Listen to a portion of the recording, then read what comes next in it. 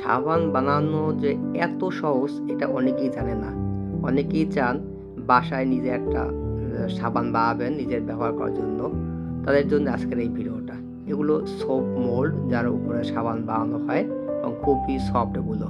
সাথে আছে শুকনো নিম পাতা গুঁড়ো। আজকে আমরা এই নিম পাতা গুঁড়োগুলো ব্যবহার করে সাবান বানাবো। একেবারে শুকনো নিম পাতা গুঁড়ো, সাথে আছে একটা গ্লিসারিন সোপ বেস এবং খুবই সহজ টেকনিক। ভিডিওটা দেখেন আপনিও পারবেন। এই যে এটা গ্লিসারিন সোপ বেস, এগুলো আপনারা যে কোনো অনলাইন শপ থেকে কিনতে পারবেন। দেখেন কতটা স্বচ্ছ এগুলো।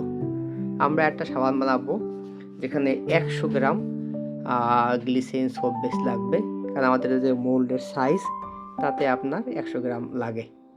এই যে এখান থেকে আমরা মেপে নিচ্ছি 100 গ্রাম এবং এগুলো আমরা চুলায় এরকম পানির ভাপ দিয়ে এগুলো আমরা গলিয়ে নিয়েছি। এখন এই যে শুকনো নিম পাতা গুঁড়ো মিক্স করেছি সেখানে আমরা 100 গ্রাম সোপ বেজের সাথে আমরা 5 গ্রাম শুকনো নিম পাতা গুঁড়ো মিশিয়ে নিচ্ছি ভালো করে, যাতে পুরো পাউডারটা সাবানের সাথে মিশে যায়।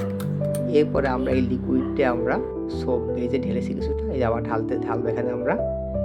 এই যে দেখেন এই যে আবার ঢালতেছি আমরা। তা আপনি চাইলে কিন্তু বাসায় বসে খুব সহজে আপনাদের জন্য একটা সাবান তৈরি করে দিতে পারেন। এটা একটা শখের মতন আপনাদের, এবং এটা বিভিন্ন উপাদান দিয়ে কিন্তু বানানো যায়। শুধু নিম পাতা না, কাঁচা হলুদ দিয়েও কিন্তু বানানো যায় এবং খুব তাড়াতাড়ি এটা জমে যায়। সাধারণত 3 ঘন্টার ভেতরেই এটা একটা পূর্ণাঙ্গ সাবানে পরিণত হয়ে যায় এবং এই সাবানটা ওজন হবে 100 গ্রামের আশেপাশে।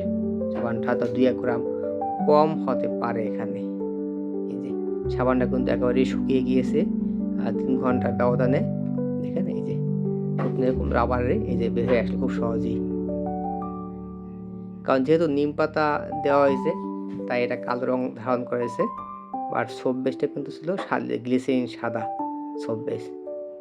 যদি আমাদের এই ছোট্ট ভিডিওটা ভালো লাগে, আমাদের ভিডিওটা লাইক দিতে পারেন। চাইলে আমাদের এই চ্যানেলটা সাবস্ক্রাইব করো, সাথে থাকতে পারেন। ভালো থাকবেন। আসসালামু আলাইকুম।